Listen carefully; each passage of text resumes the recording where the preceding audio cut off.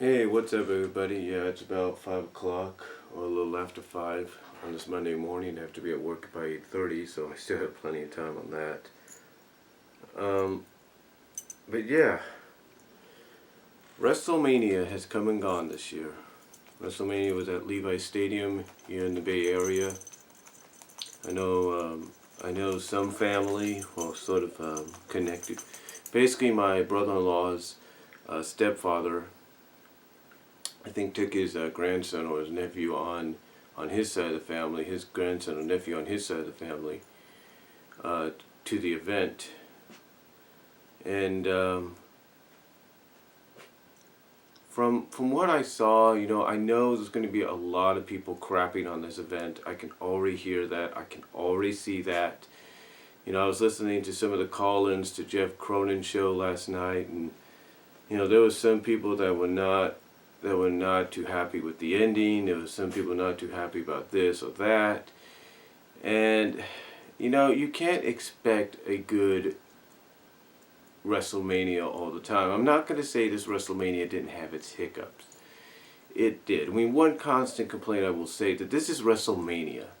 Why the hell do you need to constantly commercialize? Why do you have to do commercial? Didn't we see? I mean, I like Mountain Dew Kickstart. Don't get me wrong. I do. I've drank it before. We sell it at my store. We have a freaking display in the middle of the action alley, if you know what I mean.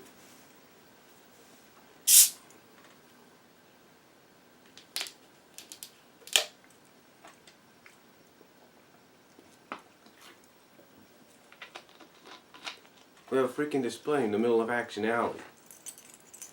So I don't mind that. Heck, I don't have any problem with the announcers or the kickoff or post-show panel having kickstarts and drinking them just to advertise them. I have no problem. But do you constantly have to have the kickstart commercial from the damn Super Bowl? I mean, yeah, I understand this is your Super Bowl, but this is a freaking pay-per-view. People do not pay for commercials. I can understand if you want to fill up time, but you know what? You can do backstage filler segments. I don't know. Maybe you could have used that to put maybe another Divas match, maybe a Diva Battle Royal or something. Just saying.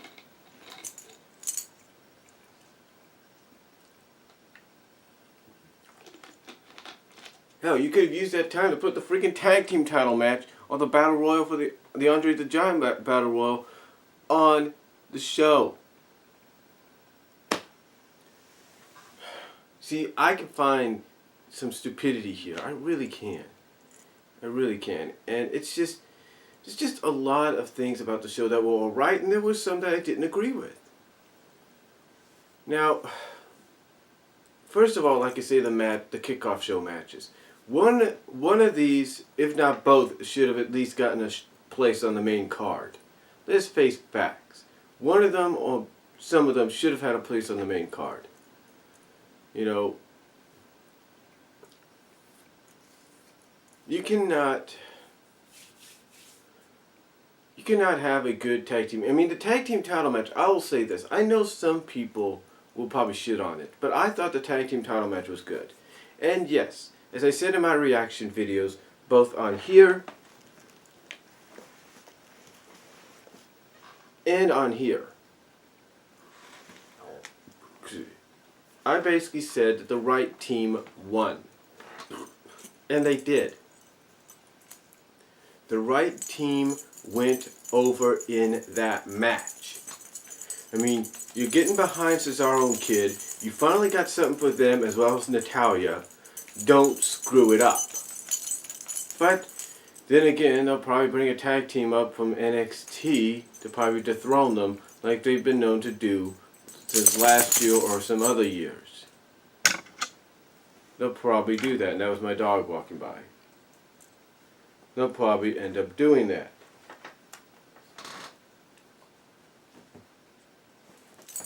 But the thing to me, folks, is this was a good enough match. It could have been on the main card. Hell, it could have opened the show, then be followed up by the match that did. Now,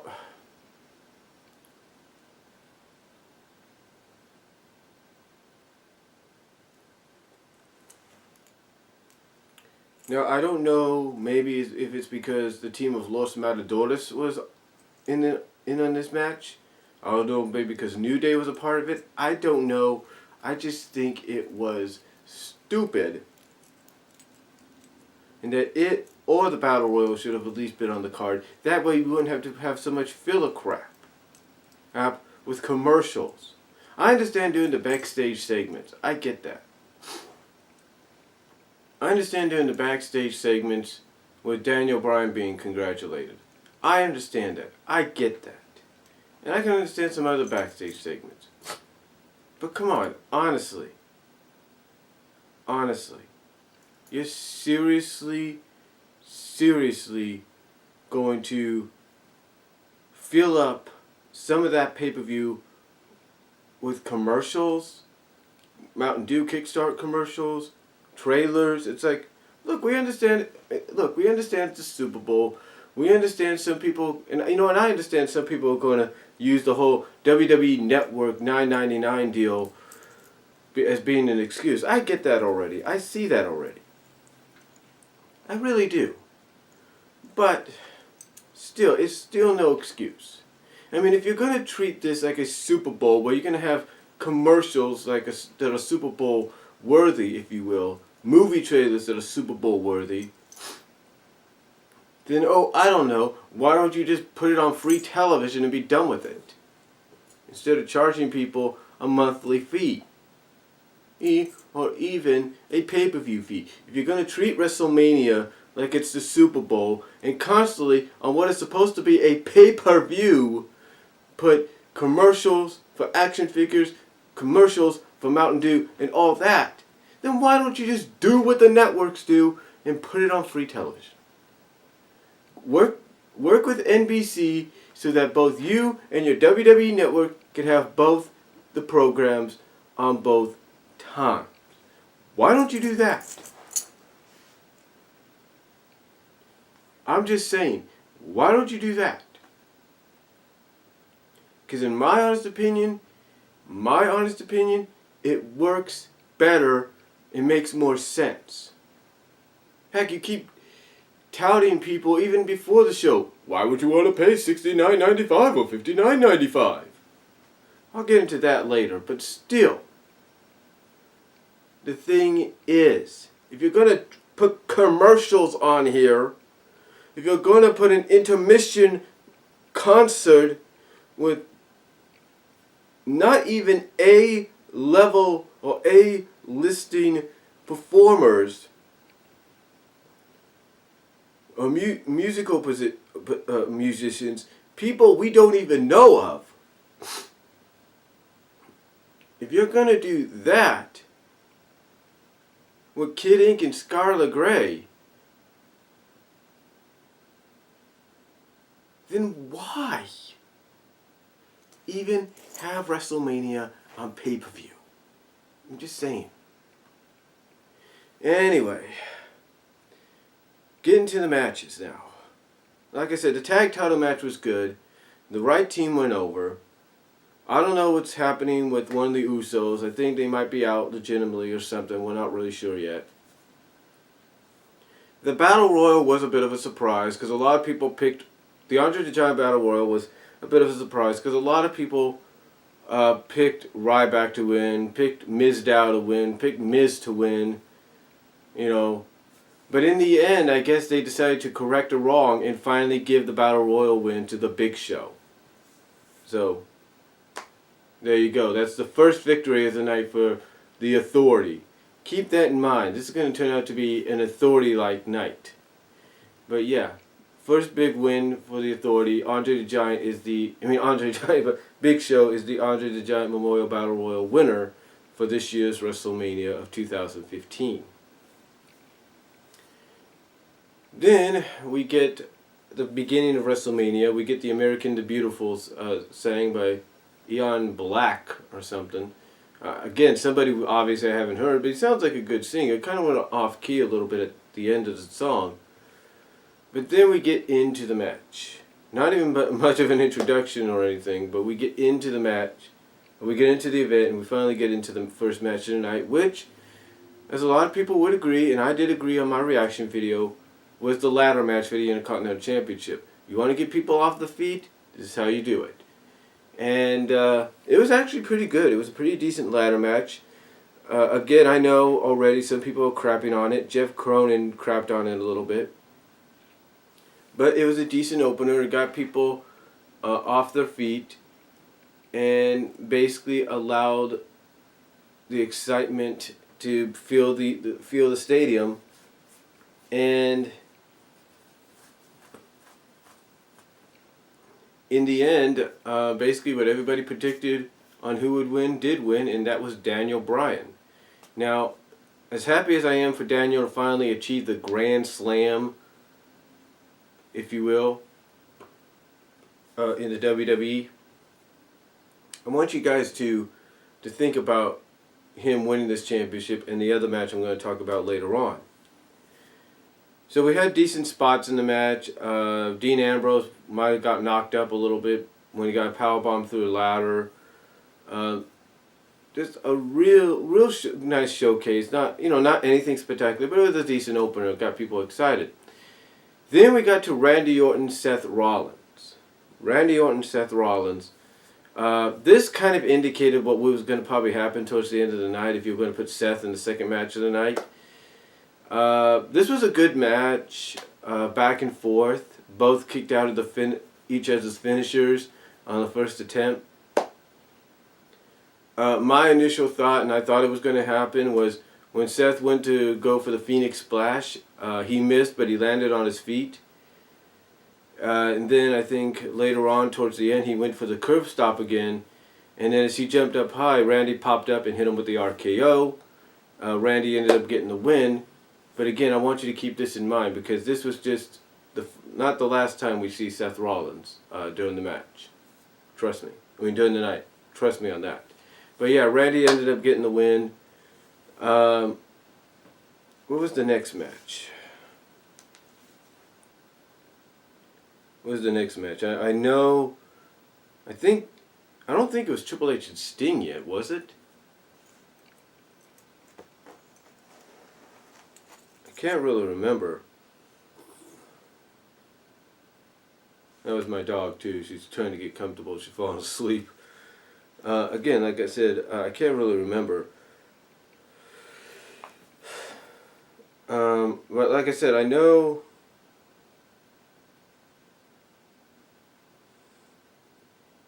Randy and Seth was the second match of the night. And like I said, it was a decent match.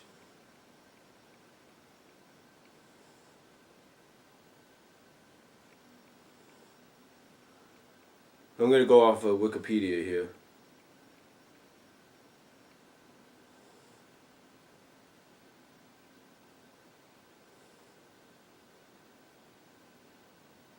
Yeah, it was Triple H Sting, which was kind of a surprise that it was Triple H and Sting. And this was actually a pretty good match. It wasn't, I don't know if it was a show stealer or not, but it was actually pretty decent match. Told a lot of story. It was basically one of those traditional, let the story tell what you see in the ring. And it definitely had a lot of good storytelling. The ending was, as we got towards the end, it was kind of, some people might say, WCW-like. Because, just when Sting looked like he had Triple H beat, Triple H had DX run out, which was a surprise. And then you had, to counter that, you had the NWO. Yeah. And then you finally had the confrontation DX against the NWO. You had Shawn Michaels appear. You had Sledgehammer and Bat. You had the Sledgehammer break. You had the Bat break the Sledgehammer. But in the end, much to the surprise of a lot of people, Triple H ended up going over. Yeah. Triple H ended up going over, and what surprised people at the end was possibly hints at a future face turn down the line, because he ended up extending the olive branch, a handshake out of respect to Sting. So it was a decent match. I don't know if it was a show stealer or anything. Apparently, some people have timed the matches here.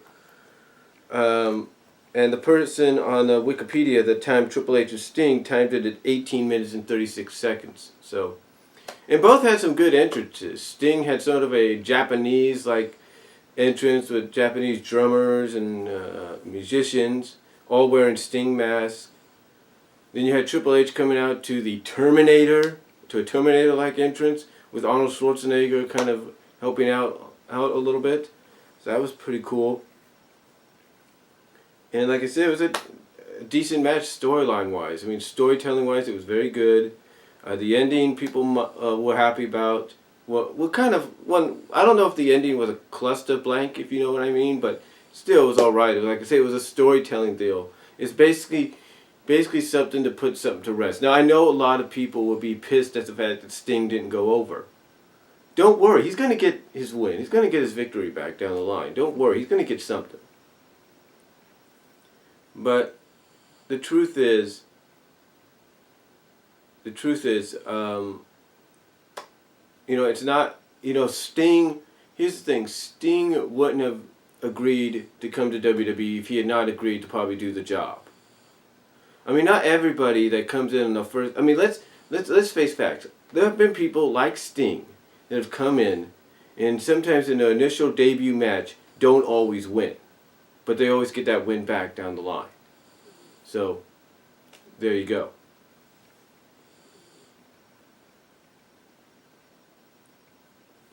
Next match was the Divas Tag, which was the sixth match officially on the overall card, the sixth match on the overall card. But if you were to take a look at it from the pay-per-view standpoint, was the fourth match on the card. Sixth match overall if you count the two kickoffs. Sixth match overall if you count the two kickoff shows. Fourth match if you just count the pay-per-view itself. It was AJ Lee and Paige against the Bellas. Again, person clocked it in at 6 minutes 42 seconds. It was okay. It was decent. I know some people might say, well, you're crazy for saying that, Brian. No, I thought it was okay. I mean, from a story, I guess you want to look at it from a storyline thing or storyline perspective. The Bellas trying to keep AJ out of the ring was pretty good because what we saw at the end, it kind of told you from a storyline aspect, diva-wise, that the Bellas don't want to have to deal with AJ one-on-one because they know she has that submission, the Black Widow, that she could apply just out of nowhere. And that's exactly what happened. You had Paige in the match most of the time, and AJ came in, finally cleaned some house, and at the end of it, slapped Nikki into the Black Widow.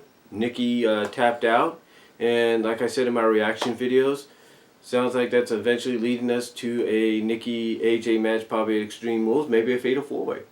Who knows? Then we had John Cena and Rusev for the United States Championship. And again, the person that clocked it in at 14 minutes 31 seconds. And this was a pretty good match between the two. Rusev had an entrance which was rumored for a while, Russian soldier, whatever kind of entrance and everything. He rode in on a tank, you had a firing squad and all that, shooting off blanks or something like that. But still, it was a pretty impressive entrance. And then you had John Cena do some kind of a patriotic montage before he came out. And again, this was actually a pretty good match. I know some people might might not like John Cena, but I thought this was pretty good. I think it's one of those sleeper matches that you didn't think was going to be good, and it was. John Cena actually came up with something new we haven't seen in a while.